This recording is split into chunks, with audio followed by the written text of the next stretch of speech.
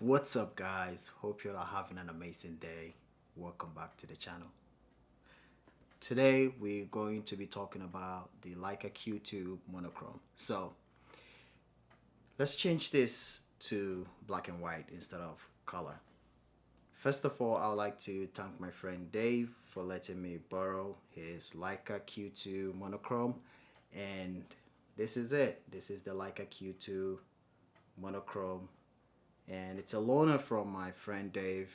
And I want to say, Dave, thank you so much for letting me borrow this camera and shooting it for a week now. I've really enjoyed it. So today I'm just going to be talking about how I like it, what I don't like about it, as well as showing you some example photos that I've been taking with the camera the last few days. This is not the first monochrome camera that Leica has released, but ever since I learned about the Q2 series and the Q2M, I've always been curious, I've always been interested to try one out, and fortunately my friend Dave had one, so he was very generous enough to lend it to me to shoot it for some days. Now I was hoping that I would take this camera out and do a lot of testing, a lot of shooting in different scenarios. But even though I have shot this camera every single day since I got it from Dave, I'm still yet to shoot it at night, which I'm hoping that after this video that I won't feel that lazy, because I want to go out at night. It's right now it's like 9 p.m., almost 10 p.m.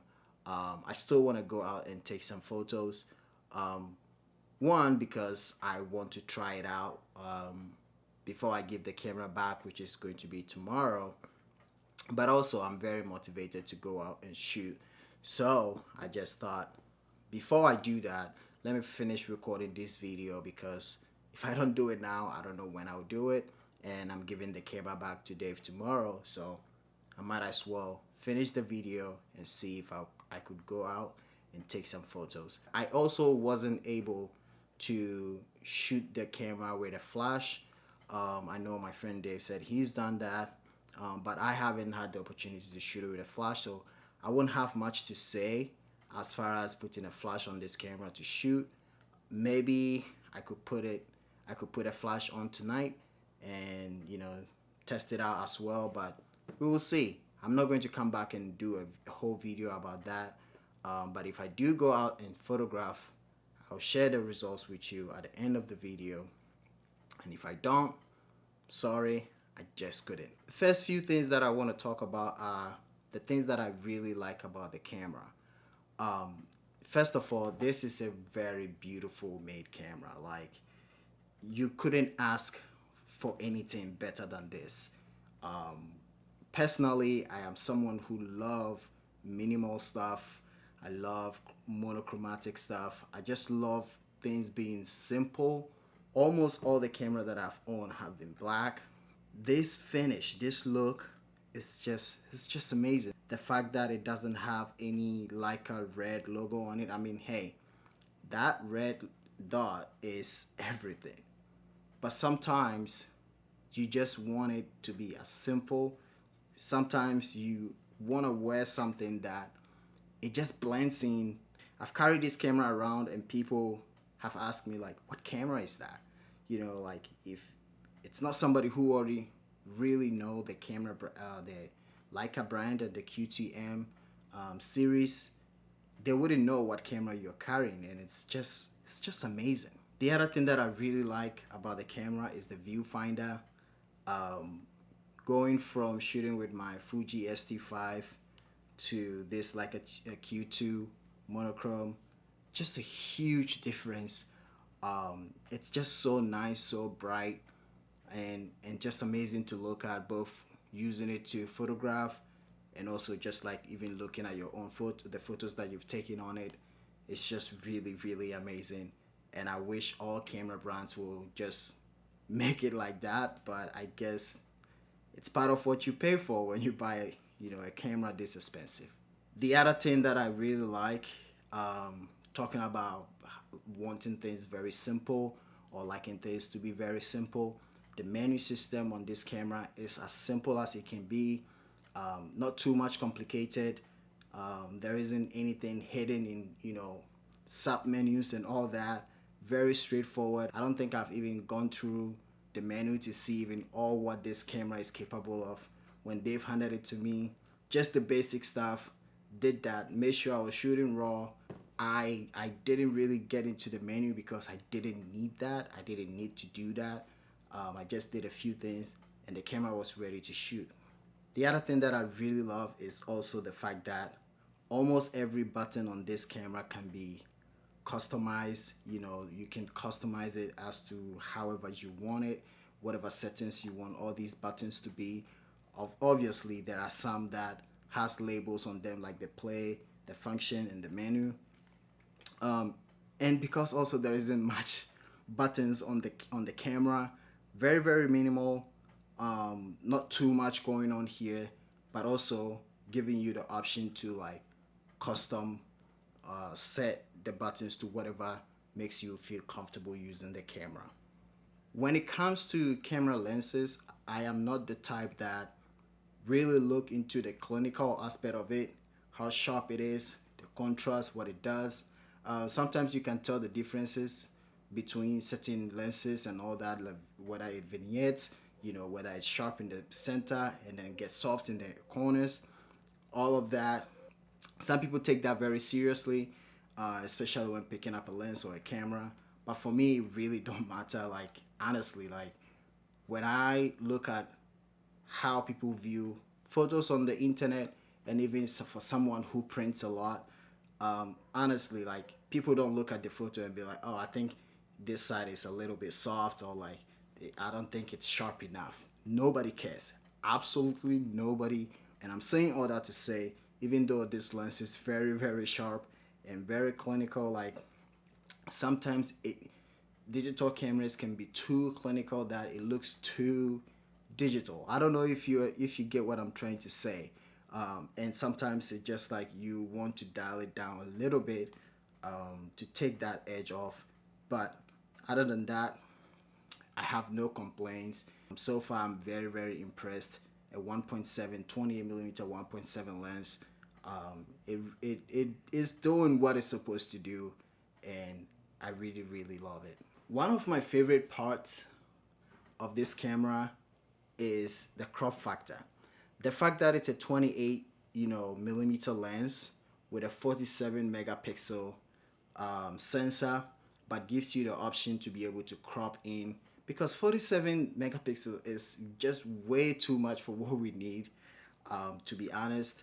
And so being able to have the option to set the crop factor in camera, and give you that focal length, that frame lines for you to see exactly how your frame is going to be, without having to go back into post to crop it and be able to do it on field. That is really really amazing, and that is something that I really really do appreciate. This feature, I wish, I don't know, maybe it's only Leica cameras, correct me if I'm wrong in the comments, but I wish every single camera manufacturer that gives you the option to do manual focusing on a digital camera will have this feature. But the fact that when you set the camera to manual and you go to focus, it magnifies it for you, and then once you are done focusing, it just goes back to your normal view. Man, that is so amazing. Like, it makes manual focusing as easy as it could be. For somebody who shoots Leica M rangefinders, I really really really appreciate rangefinders so much, that it kind of makes you feel like you're doing that, even though there is no range patch in here, and it's just like the focus peaking, so you get the red peaking colors that shows you when you are in focus. But it's so good that you don't second guess yourself whether you are in focus or not, because it's like I said, it just punched in for you to be able to focus on whatever you're trying to focus on, and you take the photo, which is really really amazing. And then also talking about manual focusing and focus peaking, the autofocus on this lens is also really, it's good. I don't think, for the style and the way I shoot, I don't think I have any complaints. There was a time, I think it was yesterday, we met somebody on the streets and we were having a conversation. They were sitting in their car, had a dog. I was trying to photograph him and then maybe sometimes the dog. And I think between going back and forth, there is just like one or two shots that after I imported the files into Lightroom, I realized I had misfocused. But I think in that moment it was user error because I was trying to engage in the conversation more than take photos, even though I also know that I could use that opportunity to get some photos. So it's just a mixture of user error and also maybe the camera's autofocus not being as great as it should be. But other than that, I don't really have anything bad to say about it, or I'm not too bothered about the way the autofocus on this camera functions.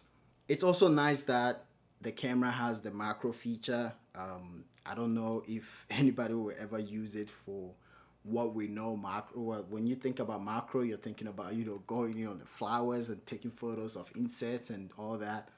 I don't think that's what this camera is there for, but it's nice to have it when you need it. I've just played with it a little bit last night, but I haven't really put it to use as far as being out there taking photos and setting it to macro to like take any serious photograph that I will have in my portfolio or anything. But it's there. It's nice to have. I don't care for it, but it's just really nice to have. There is this debate on the internet as to who a professional is, or if you're a professional, if you shoot auto or if you shoot all manual and all that. But I think the more you learn about photography, the more you know about photography as far as like camera settings and all that, the more you appreciate the auto features. Because once you know all the manual, it kind of like there's nothing else to know. And so the rest of it is to focus on the work that you are creating. And when it comes to creating the work, it doesn't matter how you get the photo. It really doesn't matter. As long as in the moment you are being able to put all the skills that you've learned over the years into use, into practice, that's all that matters. If you set the camera to manual and you get the shot, so be it. If it's all on auto and you get the shot, so be it. And I'm saying this because this camera can actually be a point and shoot. You can put the aperture to auto, shutter speed to auto, ISO to auto, and it's basically a point and shoot, an expensive point and shoot camera in your hand. And even though I have not shot full auto, I have shot this camera primarily on aperture priority, and I've not really had any issue where I wish it wasn't in aperture priority. So it's nice that you are able to shoot it that way, shoot it manually if you want, but also be able to shoot it like fully auto and still enjoy the camera as you enjoy shooting it all manually. I remember when Dave handed me the camera, one of the first thing I said was, man, I wish there was like a shutter speed dial. I said shutter speed dial. I wish there was a screw in shutter button that you could put in your own shutter button. But it's grown on me because I am a huge fan of shutter buttons and hot shoe covers. I have different types, and as you can see, I have one on here that says Leica. It's just fun. It's like one of those things that I call myself I collect, even though I don't have that many. But I do really, really love them, and whenever I can, and I find fun ones and new ones, I try to purchase them. But this thing has grown on me, and I do actually appreciate the fact that you cannot put any shutter button on here, because one, I've talked about the minimalistic look of the camera and how I love how it's very simple and just like all like monochromatic. If they gave you the option to put a shutter button on here, you're gonna have either a red or like a black or different color silver, and it's just kind of, I think it might take away that look that you have now. So I do appreciate that you don't have the option to be able to screw in any shutter button and just use the one that they've given you. It's also very, very like nice and soft, and I just appreciate it now, um, rather than put something on it.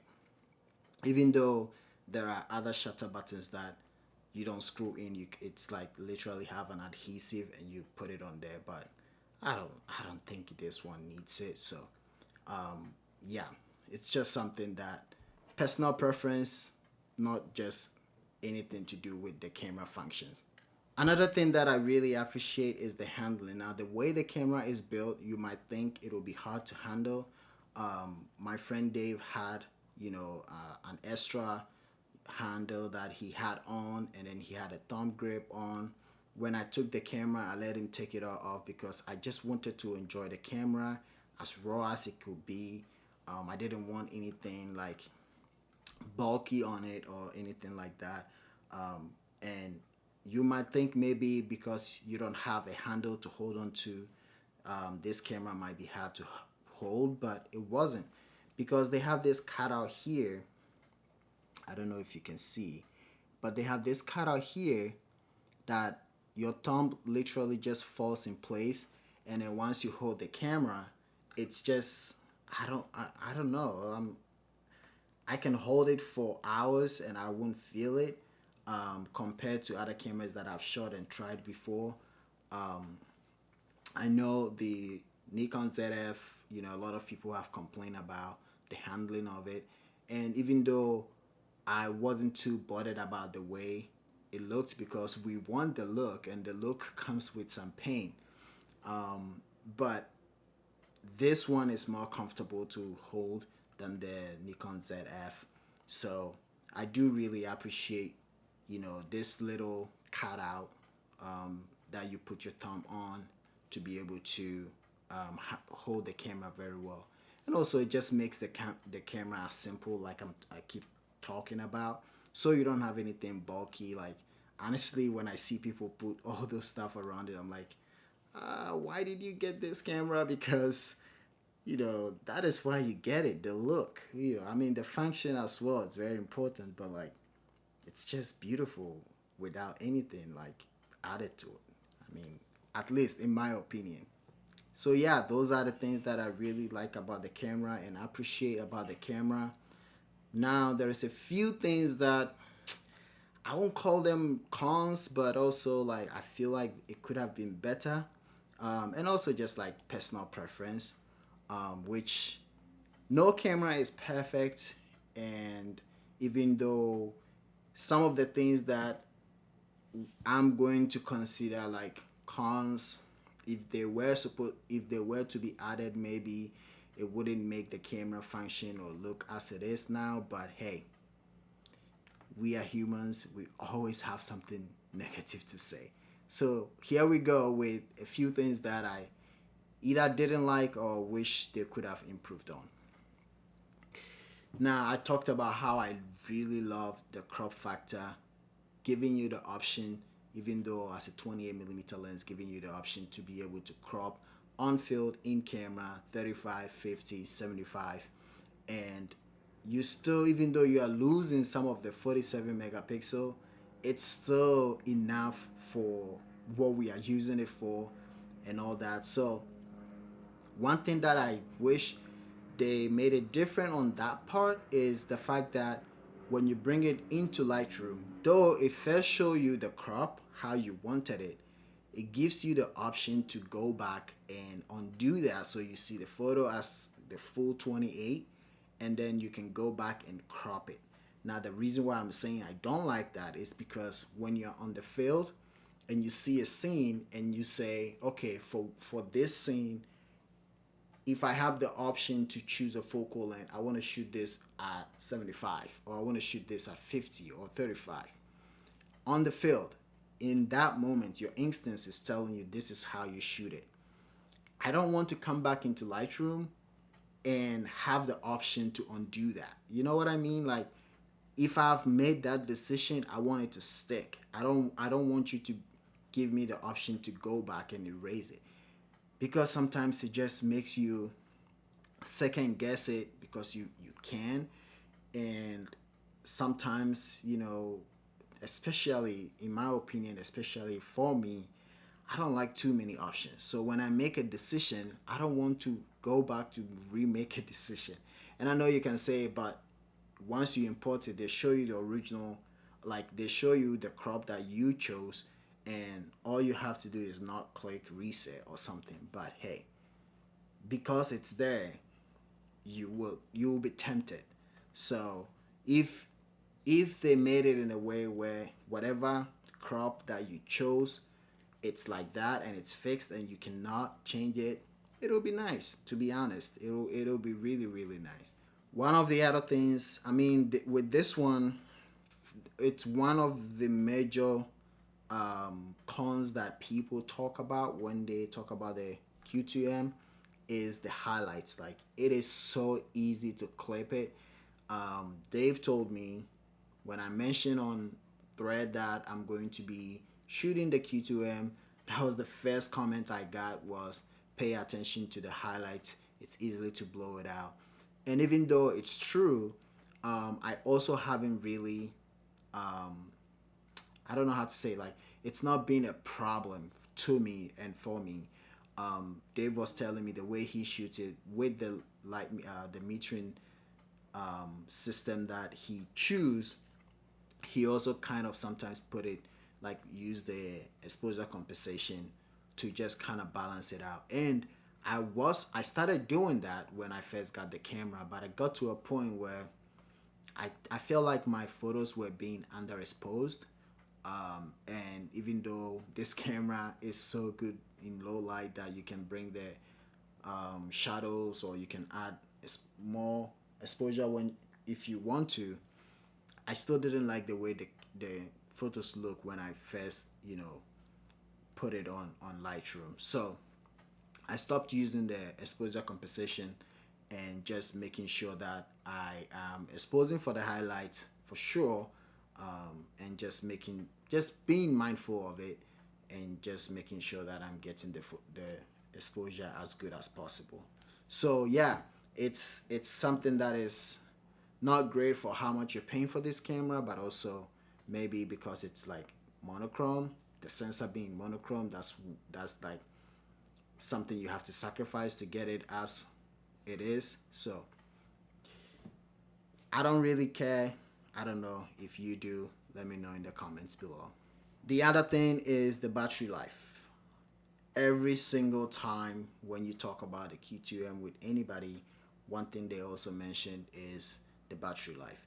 And to be honest, even though it is a con, compared to my ST5, which I shot an entire day video on my ST5 and I still used just one battery. So I'm not going to say it's the best out there, but for me and for what I shot and the way I used the camera, which I definitely made use of the camera, I shot it every single day. Battery wasn't a problem for me.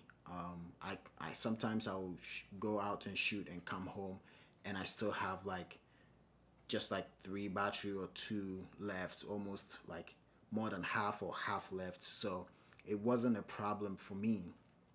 But I could see where maybe you are out for a long day and you're shooting a lot, shooting, in the heat and all that, that if you have just one battery, it won't be sustainable. You definitely run into a problem of running out of battery.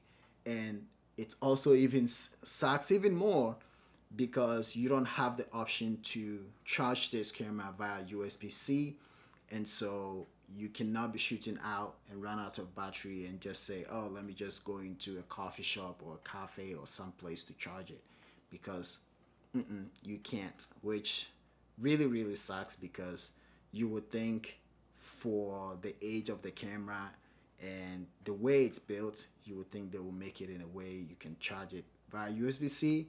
I know it's weather sealed, but hey, listen, you could have put, I know you've done it, Leica, you've put it on the SL2s and all that. You could have definitely done it on this. I think the Q3, now you can charge it via USB-C. I could be wrong, but yeah, that really sucks that you cannot charge this camera via USB-C.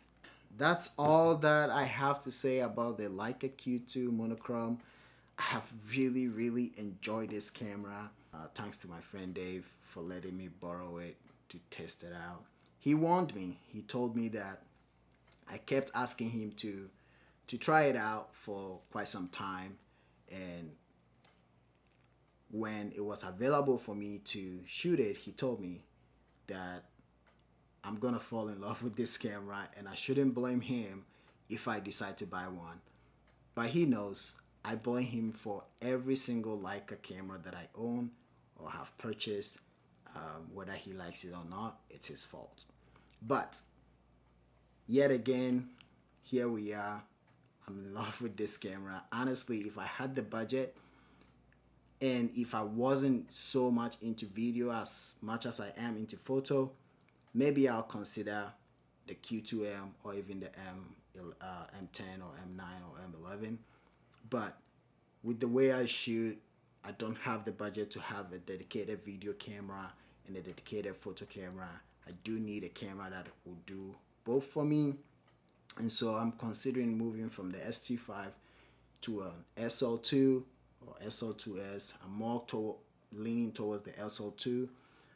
If it wasn't for that, yeah, I would definitely want one of these in my collection, but not a collection, like I shoot them, but you know what I mean. So yeah, I really, really love it. It sucks that I have to give it back, but it's not mine, so I have to give it back tomorrow. Tomorrow, Deb and I are going to meet and go for a photo day. I'll probably drive all the way up to Indiana. We'll see. We don't know, but he's gonna bring the SL2 and I'm going to try that out as well. Test it out, shoot it, see how I feel about it, even though I kind of know that I want one, but I want to shoot it and see how I feel about it. And then of course, if I do, I'm gonna come here and share with you guys. So thanks for watching. Subscribe to the channel if you haven't already. Follow me on my Instagram, Edmund K. Boateng. And I'll see you guys in the next video. But until then, bye-bye.